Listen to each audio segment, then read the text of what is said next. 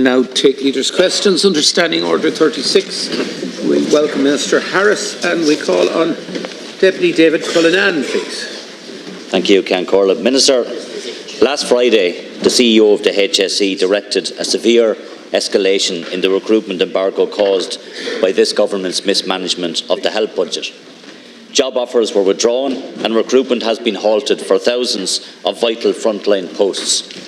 More than 7,000 essential posts have now been scrapped. The disastrous decision and consequences of this government's decision to deliberately underfund the health services for next year becomes clearer by the day and by the week.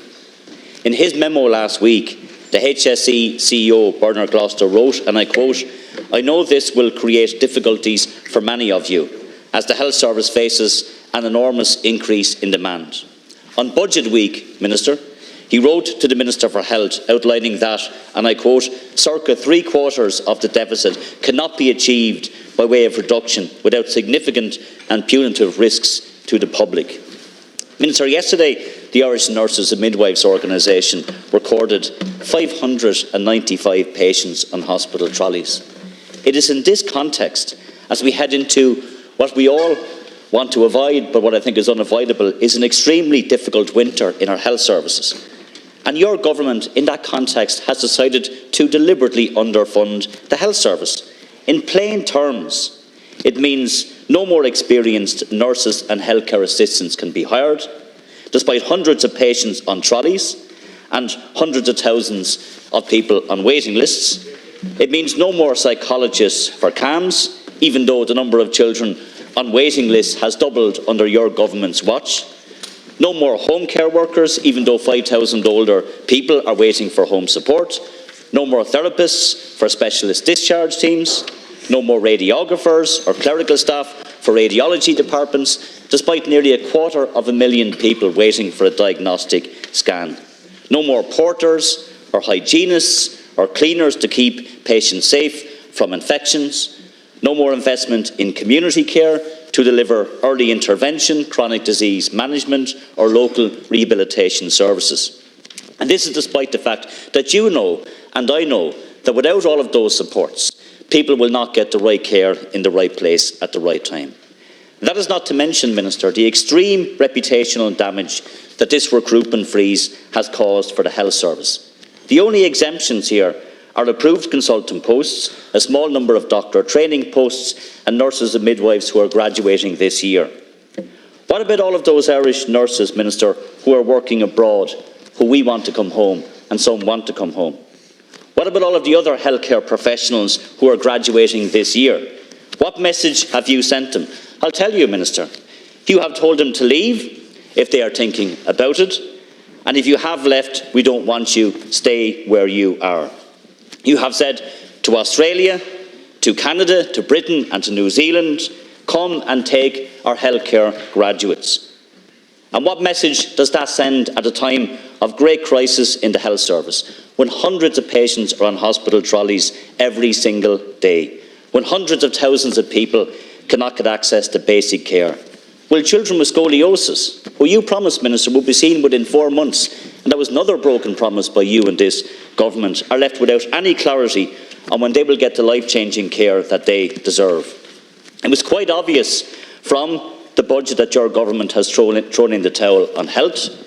You have condemned tens of thousands of patients and staff to extreme risk in hospitals this winter.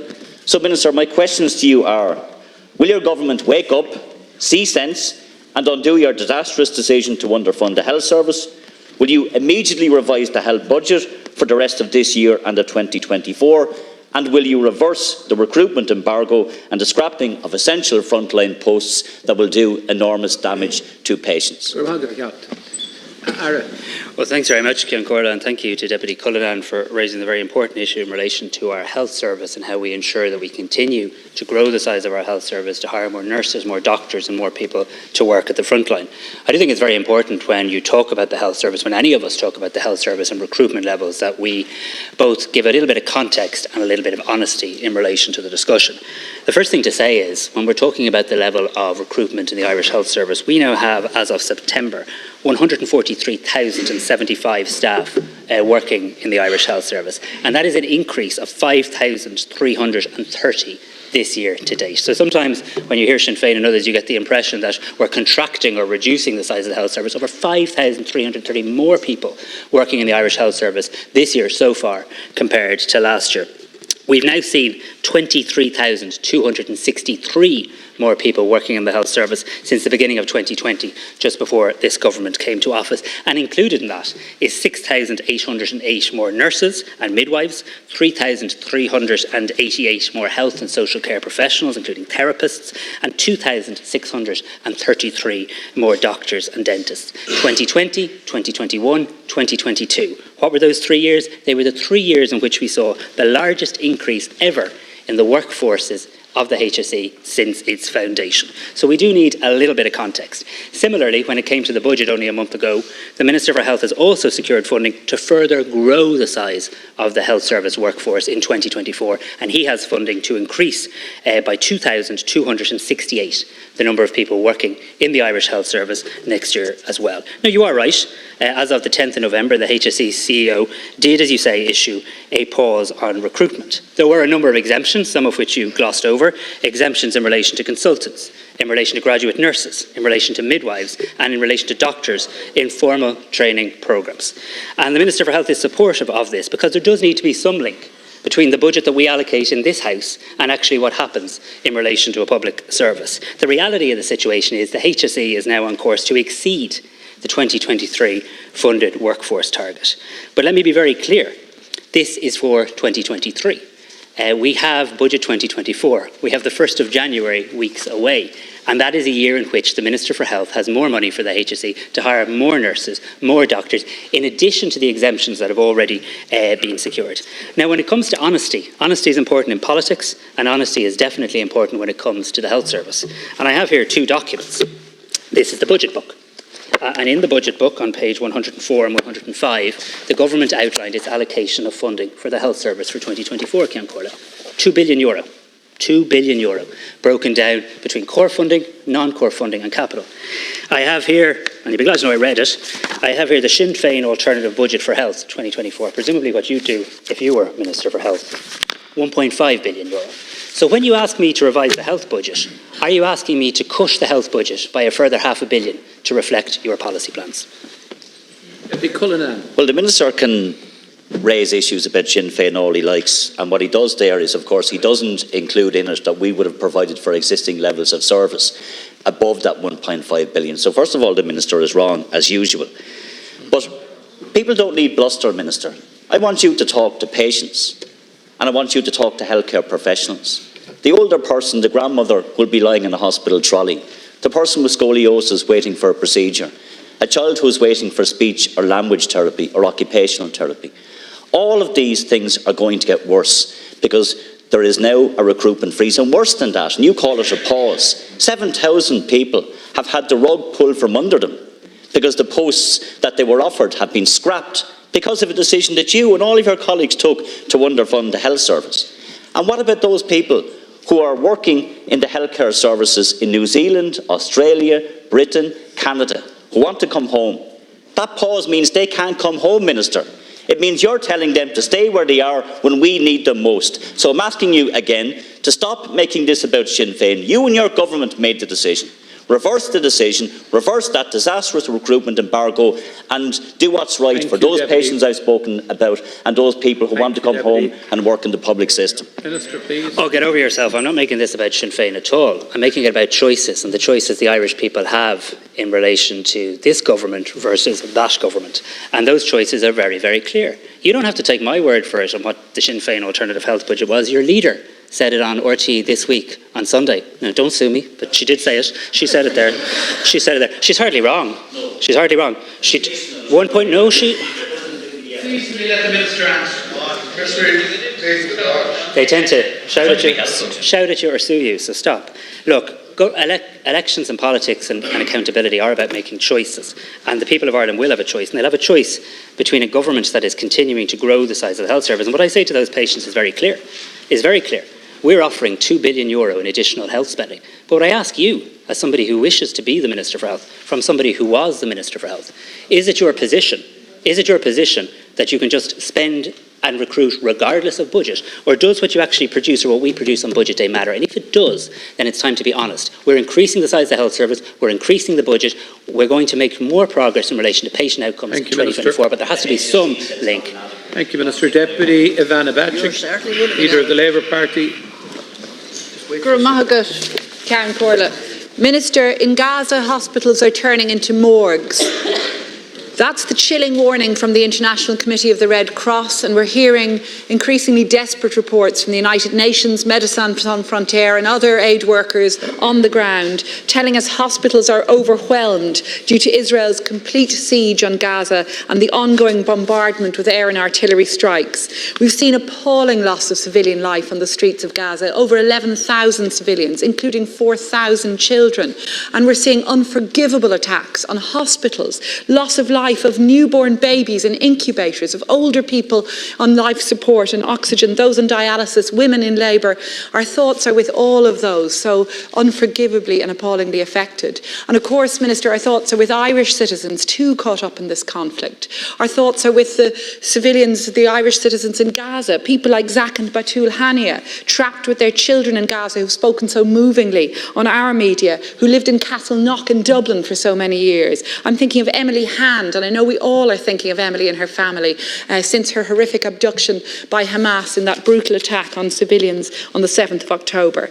Minister, I welcome the Taoiseach's confirmation that your government has ongoing engagement with Cairo and Tel Aviv, and the Taoiseach confirmed that to me last week in this House. And I know that you're seeking the urgent release of all those with connections to Ireland, and it's of utmost importance that those efforts are continued, clearly, and we all support that. But to date, those efforts have not been enough, and Irish citizens remain trapped in Gaza. We're all utterly despondent at what is happening, at the ongoing situation, the continued holding of hostages by Hamas, and Israel's ongoing bombardment, and indeed distressed also at the spillover of violence into the West Bank and into neighbouring countries. That's why it's been so welcome to see this government calling for an immediate ceasefire, and we share that, and I think all of us in opposition share that view, because as we all know all too well in this country, the talking cannot really start, the political resolution cannot start until the bullets stop, until we have a ceasefire. But Minister, to date, the exhortations to the Israeli government to stop the killing and to stop breaching international law, these have appeared to have been in vain, and it would appear that in the Israeli administration, in the Netanyahu government, there is no willingness to listen, even to intimations from the US administration that Israel has crossed a line for them. So clearly, further action needs to be taken by all of us. And we're increasingly seeing other countries severing diplomatic relations with Israel over their heinous breaches of international law, the genocidal actions that we're seeing undertaken now with this carpet bombing of Gaza. South Africa and Bolivia have both ended relations with Israel. Many more countries, including Colombia and Chile, recalling ambassadors and embassy staff. And Minister, this week, several opposition motions before the Oireachtas which propose using the diplomatic tools available to us. Just as Ireland did before with apartheid South Africa, it's incumbent, I believe, on you in government now to reflect on how Ireland should proceed further and whether the Israeli ambassador's position remains tenable in light of the rising death toll in Gaza, in light of the evidence we're hearing from aid workers, from others. So Taoiseach, or Minister, my question is, will your government support an escalation of our diplomatic protest against the actions of the Israeli government by removing diplomatic status from the ambassador and indeed by ensuring breaches of international law by Israel and Hamas are investigated and prosecuted by the International Criminal Court? Minister. Well, look, I want to thank Deputy Bacik. I want to thank her for raising the most serious and important of issues of our time and in our world today. And I want to thank you, even if we don't always agree on the path to take. I think I want to thank you and many in opposition for the constructive engagement with government. I too am proud that we're in a parliament and that we're in a country that was amongst the first in Europe and amongst the first in the world to call for a humanitarian ceasefire. I'm proud that we took the vote that we took at the United Nations. I'm proud of the positions of our Taoiseach and our Taoiseach. I'm delighted that our Taoiseach will travel this evening to Egypt, to Israel and to the occupied Palestinian territory, continuing that diplomatic work, that call for peace, that quest for a ceasefire, and crucially, as you rightly say, the protection for Irish citizens trapped in Gaza. I too, like you, am thinking of Tom Hand, I'm thinking of his family, I'm thinking of young Emily, who will turn 9 on Friday, and likely to turn 9 in captivity, and I'm sure many of us held our children tighter last night when we saw the emotional scenes from Tom Hand pleading for his daughter to be released. There's absolutely no doubt that what Hamas did was despicable. We've all condemned it. It deserves absolute condemnation. It was an act of terror on the people of Israel. It should be condemned, and of course Israel had a right to defend itself. But that original right to defend itself has now become, in my view, a war on children. And you cannot build peace on the mass graves of children. It is unfortunate that a country has become blinded by rage. We differ in relation to our view on the ambassador, and we differ very clearly. We can't just have, diplomacy is not the equivalent of endorsement, and I know you know that, and you don't just talk to those that you agree with. In fact, all too often it's more important to talk to those whom you are in disagreement with. We have to be very conscious when we talk about Israel and the Israeli ambassador that there's around 400 troops, Irish troops, on peacekeeping missions in the region. We have to be conscious of the fact that there's around 40 Irish citizens trapped in Gaza, as I know you are, and we have to be conscious of the fact that there's an Irish-Israeli girl currently held hostage by Hamas. So we need to keep talking. We know that if we expelled an ambassador here, they'd expel our ambassador there. It would make it a lot less productive in terms of the work that we have to do. In relation to the International Criminal Court, this government's been very clear. All sides must be held accountable for any actions they commit. And I'm very pleased that the International Criminal Court has confirmed that there is an active and open investigation, open since 2021, in relation to the situation in Palestine.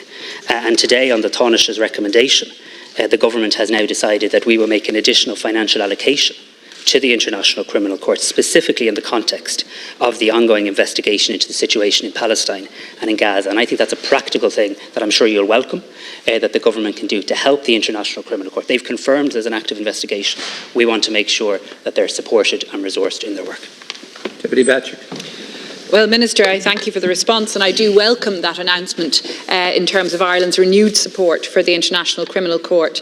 That is very welcome indeed. But this is indeed a war on children, as you've said, and it does require a very firm and a very clear response from the Irish government.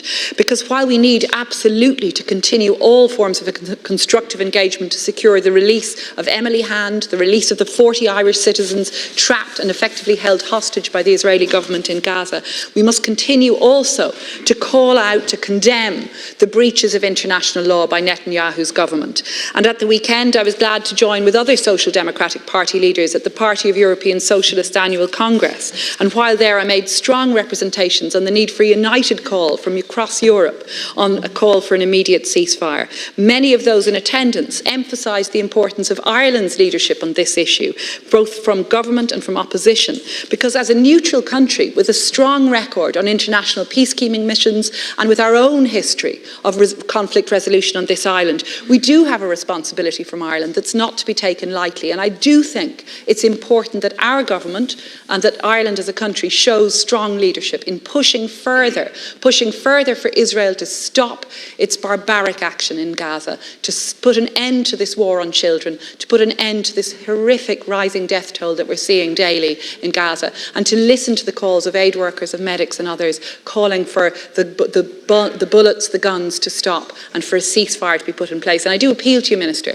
to use every lever at your disposal, you and your government, including the lever of diplomatic relations, to ensure that this war on children is ended. Thank you. Well, thank Deputy Patrick. And look, I do think objectively this government, this Iraq, this country has been, to use your words, very firm and very clear in relation to this issue. In many ways, the position of Ireland is now becoming the position of more and more countries, a growing coalition of countries who are calling for an immediate humanitarian ceasefire. When other countries chose to abstain at the United Nations, Ireland didn't. So it is fair to say that Ireland has had a very clear and consistent position articulated by the Taoiseach, the Taoiseach, by many people in opposition and by many people in government. But I think the most practical thing we can do is, and I'm not playing politics with this, and I don't mean this dismissively, is rather than passing more motions in this House, I think the most practical thing we can do is for our Foreign Minister, our Deputy Prime Minister, our Taoiseach, to go to the region, to go tonight, to go to Egypt, to go to Israel, to go to the occupied Palestinian territories, to advocate for our citizens and to advocate for peace. So we do not intend to cancel or call off diplomatic relations with this country, with Israel, because we believe that would mean cutting off communication channels. But we do intend to make sure people are held accountable for their actions, to support the work of the International Criminal Court, to add additional money to it, and to continue our advocacy for an immediate humanitarian ceasefire, the release of all hostages and the safe return of Irish citizens. Thank you, Minister. Deputy Padder Tobin on behalf of the regional group. Last week saw the conviction of Joseph Pushka for the murder of Aisling Murphy. This horrific murder shocked the nation, and our deepest sympathies and solidarity are with the Murphy family. But it is quite clear, Minister, that we have reached a dangerous tipping point in terms of crime and antisocial behaviour in towns and villages across the country. Under your government, Ireland has become a more violent and dangerous place over the last number of years. Rape has doubled in the last 10 years. Sexual assault has doubled in the last 10 years, and the murder rate is soaring. Theft from a person has significantly increased. Theft of vehicles has increased. Assault or obstruction of Garda has increased. Human trafficking has increased. Harassment and stalking has increased. And the spike in violent crime unfolding throughout the towns, this hasn't happened by accident, Minister. And the reason it's happening, well, one of the reasons it's happening at least, is that Garda numbers are at the lowest in the last 5 years. Actually, rank and file Garda figures are at the lowest in the last 6 years. And right now, Ireland has one of the smallest per capita police forces in the whole of the EU. And new data released to just this week by Minister for Justice shows that so far this year, only 237 Garda have been recruited. This compares, for example, with over 600 Gardaí that were recruited in 2009. Meanwhile, 434 Gardaí retired so far this year, which again is a significant increase on the number in 2019. Now, Garda resignations are also significantly on the increase, and it has been told to me by a member of An Garda Síochána that in the month of October, out of 25 people who left the force, 13 of them resigned. So this is startling. Resignations made up for the majority cause of exit from the force last year. Gardaí are voting with their feet, and they're leaving well before their retirement date. And I think this is incredible, that despite all the government has said, despite all the photo ops, all the images of the Minister for Justice walking the streets of Dublin with Gardaí, the Garda force in this state is still shrinking. The bottom line is, Minister, that under your government, more Gardaí are leaving the force than are joining. And is it any wonder? The data that was given to me again by the Minister last week shows that every day in Ireland, at least one Garda has been violently assaulted. So far this year, 339 Gardaí have been assaulted while on active duty. 35 Gardaí at the moment are off sick due to poor mental health so far this year, 300 in total over the last 6 years. And this fall in the number of Gardaí has exposed the remaining Gardaí further to violent attack, made them more vulnerable. There's no doubt that there's a direct correlation between the spike in violent crime in communities throughout this country and the collapse in Garda numbers. And the collapse in Garda morale, in recruitment, and Garda numbers under your government is leading to more violence in towns and villages throughout the country. So I want to know from you, Minister, what material steps are you taking to stem the collapse in Garda numbers and morale in this country? Thank you, Deputy Minister. Well, look, thanks very much to Deputy Tobin, and let me begin where he did by remembering Aisling Murphy's family. Today I had the honour of meeting on a few occasions Ray and Kathleen, Amy, Cathal and Ryan, and I think it's fair to say Aisling Murphy's murder in this country stopped all of us in our tracks. A young woman out for a walk, out for a run by a canal, brutally murdered, and I know we all think of her family, and we're all pleased to see justice served, and they remain in our thoughts. And we're very fortunate to have in this country a Minister for Justice who has prioritised domestic, sexual and gender-based violence. And in the short time available, I won't have all the time to go through all the work she's done in that area, but the establishment of a new agency to lead and coordinate the implementation of our zero-tolerance strategy by Minister McEntee will in time, I think, be seen as a very significant moment, along with significant legislative reform to ensure that we do genuinely take a zero-tolerance approach when it comes to domestic, sexual and gender-based violence. violence. Garda recruitment is an absolute priority for Minister McEntee. It's an absolute priority for the government, and this government is very much committed to building stronger, safer communities and to strengthening Garda numbers. Now, you know, and I know, and everybody knows that recruitment in the Garda College was seriously disrupted by the COVID pandemic, and that's not just blaming COVID, it's a statement of fact.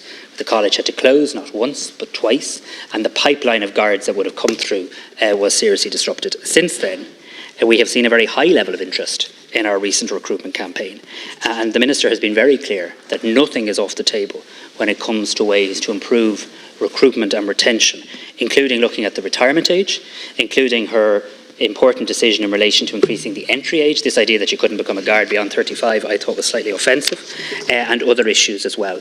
As of last month, there were around 14,000 Garda members across the country, and this represents an increase of around 9% since 2015, when there were only 12,816 Garda members throughout the country. In relation to Garda safety, and I think you're right to highlight this issue, I'm very pleased that these houses are passing legislation in relation to making sure members of An Garda Síochána can have a body cam. It seems extraordinarily bizarre that the only person at a protest, or worse, that doesn't have a camera at the moment is often a member of An Garda Síochána. They get cameras pointed in their face, but they didn't have a camera themselves, and that reforming legislation by the Minister will be very significant and very helpful as well. I am pleased to say that we're now seeing Garda recruitment ramp up again. And numbers in Templemore are now increasing, with attestations, graduations effectively taking place every 3 months.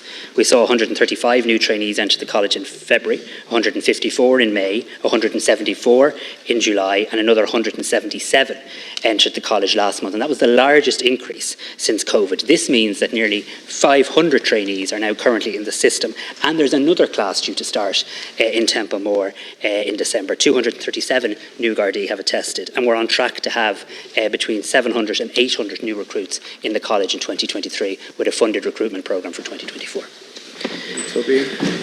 First of all, I want to say that Garda recruitment, according to the Minister's own response in the last week, is at a third of what it was pre-COVID. Don't use the figures from COVID as your baseline to show so-called improvements. You admit in your response that COVID distorted the figures significantly. And the other point is that for every year that the Minister for Justice has been Minister for Justice, the number of Gardaí have fallen. And that is an incredible record. And you talk about, obviously, the issues in concerning Garda cameras. They do not make up for Garda personnel, and they cannot make up for Garda personnel. And that direct link between the number of Gardaí and people's behaviour is significant, and it can be seen in terms of the roads. Again, a parliamentary question that I got from the Minister showed that there has been a 36% decrease in the number of Gardaí policing the roads in the last number of years. An incredible fall in the number of Gardaí minding the roads, and at the same time there's been a significant increase in the number of deaths on the roads. Because it stands to reason, if people feel that they're not going to meet a Garda checkpoint, if they're not going to meet a Garda on the road, unfortunately their behaviour changes, and as a result we see an increased number of crashes on the road. Minister, there's a link between recruitment of Gardaí and life and death situations in this country. Your government is not making a material difference in terms of that issue now. When will your government start to get more Gardaí in, to protect Garda welfare, to make sure that the terms, conditions and wages of Gardaí are at a level that we can recruit young people into the force? Minister. Well, look, thanks very much, Deputy, but I think I've already outlined very clearly to the House that this government is already taking action to do exactly what you're saying, to increase Garda numbers. And that can be seen in the steps that Minister McEntee has taken. What I said in relation to COVID is a statement of fact. The Garda College closed at least twice. That caused a disruption. The Garda College is now back open, and last month alone we saw the highest number of trainees. We saw the highest number of trainees, and the Minister has said herself, it will take time to catch up as a result of COVID, but catching up we are. And this year we'll see between 700 and 800 new recruits go into the Garda College. You ask what we're going to do to protect Garda welfare, Garda well-being and Garda terms and conditions. Well, this week, the Minister for Public Expenditure and Reform will invite public sector unions and others to public sector pay talks. If we can conclude an outcome on that, that will benefit members of An Garda Síochána. We have already passed legislation in relation to body cams. We have passed legislation in relation to increasing the maximum sentence someone can get for assaulting a guard, things that were looked for by the Garda representative bodies. And Minister McEntee does indeed have an incredible record, and it's one of stalking legislation, setting up a new domestic sexual gender-based violence agency, a zero tolerance plan, body cams, largest Garda budget ever. So these these are the practical Thank you, actions that Minister. we're taking to build stronger, safer communities in Ireland. Now, Deputy Michael Fitzmaurice on behalf of the Independent Group. Very good, Concorda.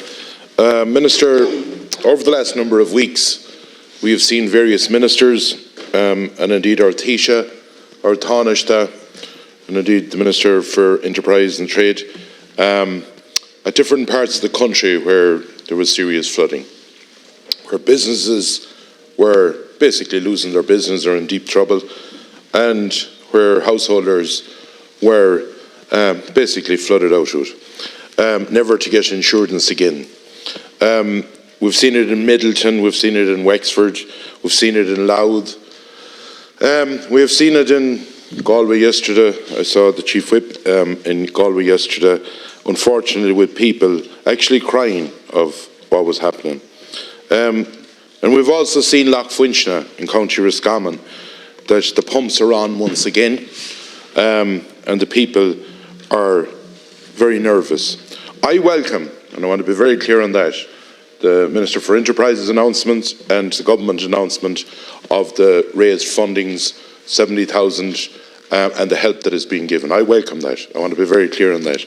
I also welcome what Minister McConaughey gave his announcement last week in relation to the River Shannon Callows, and I do hope he brings it out to the Little Brosna and to the River Suck as well. But this is the facts of it, Minister, and you talked about honesty earlier on, and I'm going to speak honestly to you. In 2015, the people in Lough Fuinchna, the floods started to come up. One house has been knocked already, 8 years ago, exactly, heading 9. The pumps are there today, and by February or March, if the rain amounts continue as is, they're in trouble. There'll be more houses lost. The slatted sheds are full of water already. And I heard Minister O'Donovan yesterday, and to be fairness to any minister, their hands are in chains with the amount of legislation that's around them at the moment. That's being quite honest about it. We had a situation, Minister, where when Minister Ryan wanted to bring in emergency legislation here in relation to the jet engines that was going to, when we were in danger of running out of power, we were able to bring legislation in here fairly rapid and get it through fairly quick to make sure that our country would have power. Unfortunately, people don't seem to matter as much because we're not able to bring in the same legislation. Because with that legislation, EIAs, appropriate assessments, all the different palaver of the Habitats Directive was able to be set aside because it was an emergency. And the definition of emergency is a big, big problem under the EU Habitats Directive. And what I am asking you, Minister, is that over the coming weeks, because bear in mind, Lough Fuinchna is in trouble. There is 2 pumps and another one coming tomorrow. Those people, the sheds, the slatted sheds are gone already. And this is early in the year. Generally, it's March or April. Thank you, Deputy. And I am asking you, and I'm fully aware of Minister O'Donovan's situation. We need heavy hitters to go to Europe. We need to get the definition of emergency. Is someone going to lose their house in March? Not an emergency. When the works are done to 200 metres in Roscommon, rather than 9 years trying to get works done. And to be honest to the people right around this country, honesty is needed to them because that's 9 years on the go. Tell that to the people in Middleton and other places. Minister. I want to thank Deputy Fitzmaurice for raising this issue, and I've never known you anything other than to be honest in terms of representing your constituents and your people and your area.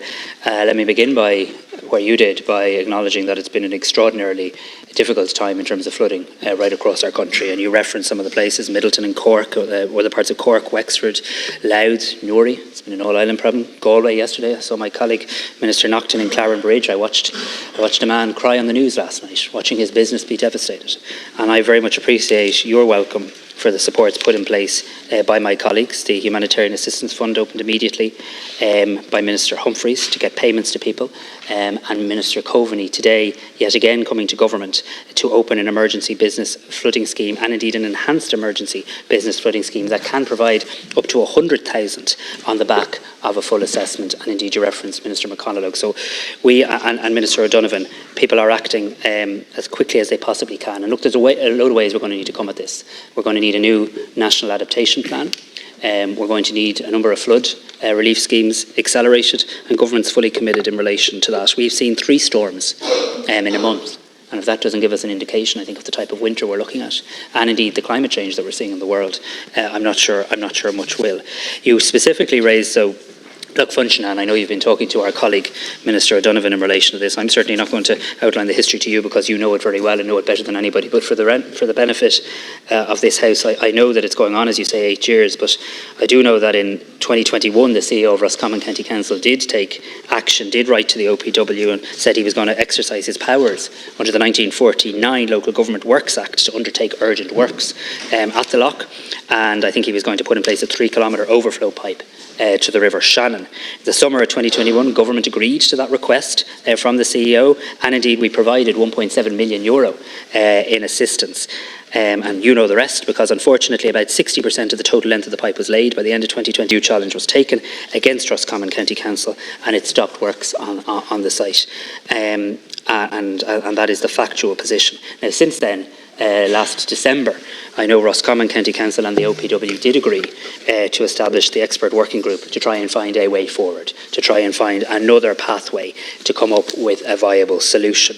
And I know that the membership of that group has included lots of different agencies and cross-departmental representation, and they've been charged with scoping out the requirements to commission and undertake surveys and investigations and get this issue resolved. My understanding is the steering group is led by the council, though the OPW are on it, and they're overseeing the work to identify a viable solution to manage the flooding risk at Loch Funchinagh. The steering group has been meeting throughout the year. My understanding is it's due to meet again this week to discuss progression of the necessary investigations and timelines to get to implementation. But look, in light of the comments you've made today and the questions you've asked in relation to European legislation and the risk to life and land, let me take that back to my colleagues and we'll revert to you directly on the matter, Deputy. Fitzmaurice, thank you, Minister. Minister, you're correct in everything you've said. I'm not having a go at Minister O'Donovan. I'm not having a go. I'm talking about legislation.